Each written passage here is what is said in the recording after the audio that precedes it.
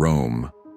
For centuries, it was the greatest city on earth, a shining monument of power, built to last forever. But by the end of the 1st century, the capital was rotting from the inside out.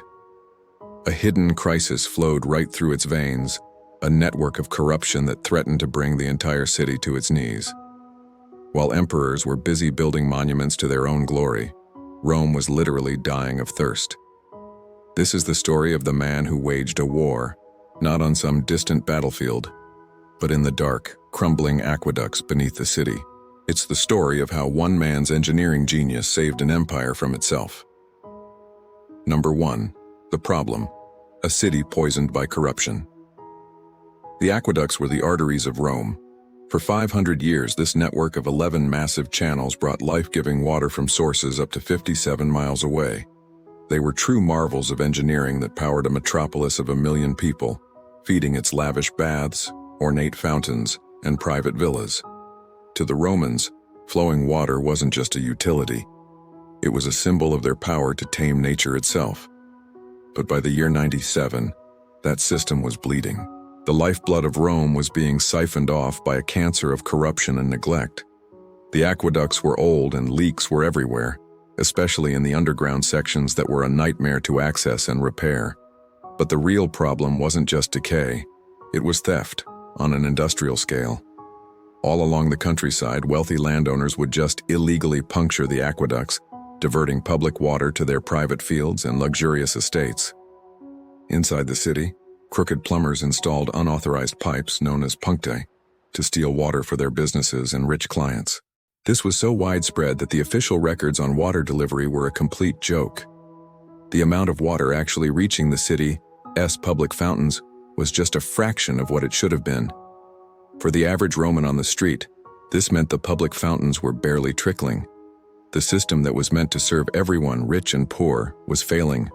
Rome, the master of the world, was facing a threat not from a barbarian army, but from the greed eating away at its own foundations. Number 2. Introducing the hero. The general takes a new command. In this moment of crisis, Emperor Nerva needed someone with rock-solid integrity and a proven track record. He found his man in Sextus Julius Frontinus. Born around 40 CE, Frontinus was the definition of a Roman success story. He was the total package: a decorated soldier, a respected politician, and a brilliant administrator who had served the empire for decades. He started in the military and rose to the rank of general. As governor of Britain, he did what many before him couldn't. He finally conquered the fierce Silures tribe in Wales. That campaign took more than just brute force. It required incredible strategic skill in brutal terrain. This was a man who understood logistics, discipline, and how to get a job done. After his military victories, he held some of Rome's highest offices, serving as consul 3 times, an incredible honor that showed just how respected he was.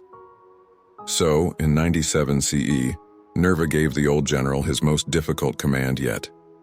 He was appointed curator aquarum, the superintendent of aqueducts.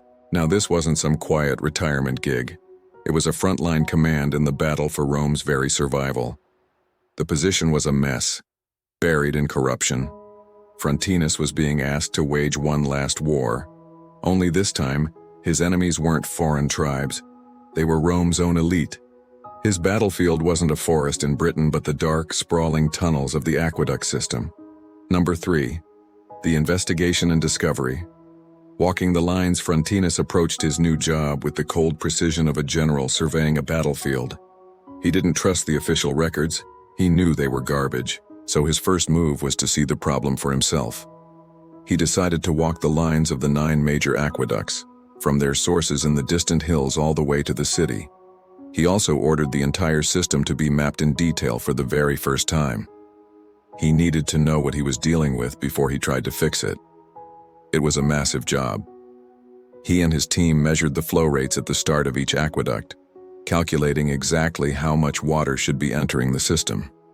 Then he compared those numbers to the delivery records in the city. The difference was staggering. Huge amounts of water were just disappearing. His investigation uncovered the true scale of the fraud. He found hundreds of illegal pipes, some of them shockingly large, siphoning off public water. And this wasn't just a few farmers trying to get a little extra for their crops. This was an organized crime ring involving wealthy estate owners, powerful officials, and opportunistic plumbers.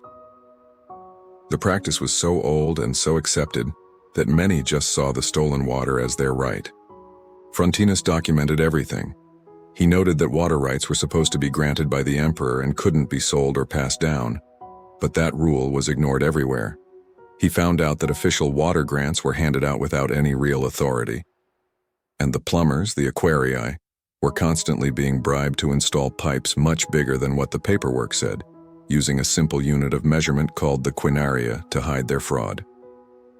His meticulous survey revealed a system that wasn't just physically broken, but morally bankrupt. He wasn't just a water commissioner anymore. He was an investigator, exposing a conspiracy against the Roman people. Number 4.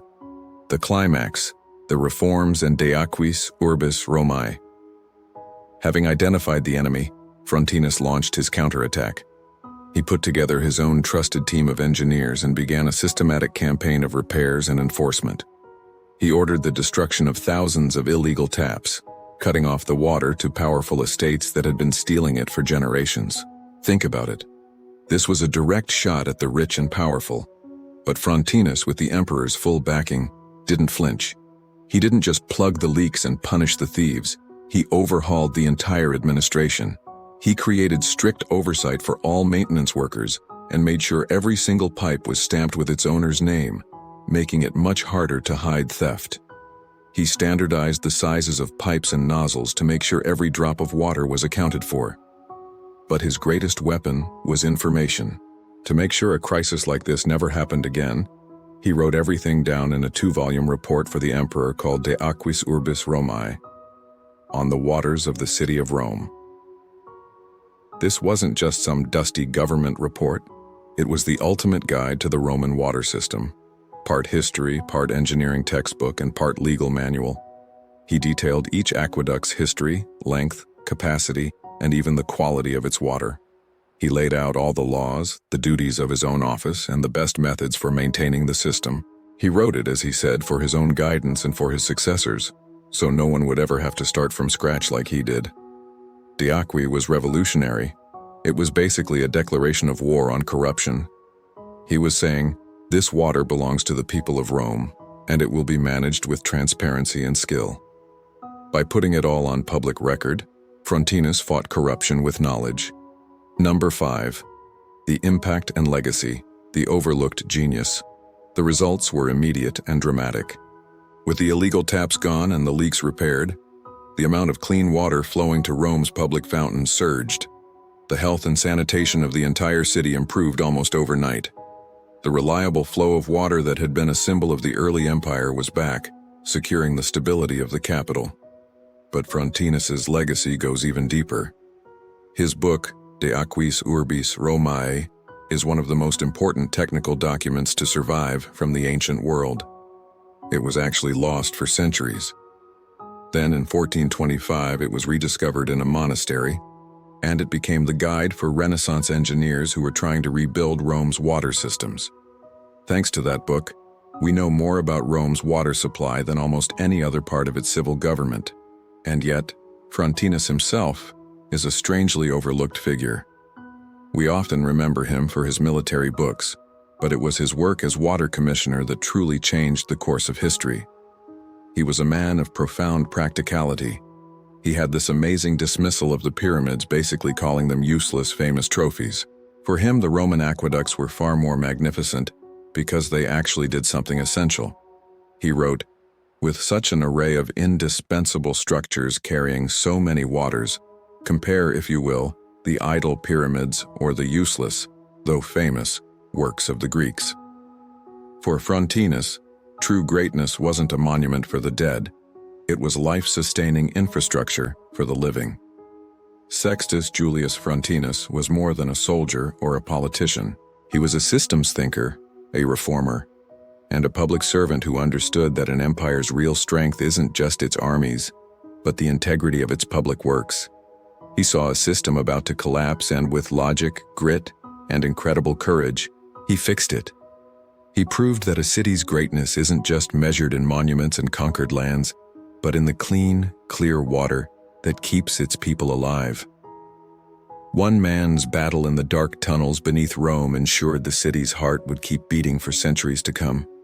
If you enjoyed this deep dive into one of Roman history's hidden figures, make sure you subscribe and ring that bell for more stories of ancient engineering and forgotten genius. And let us know in the comments which Roman innovator we should talk about next. Thanks for watching.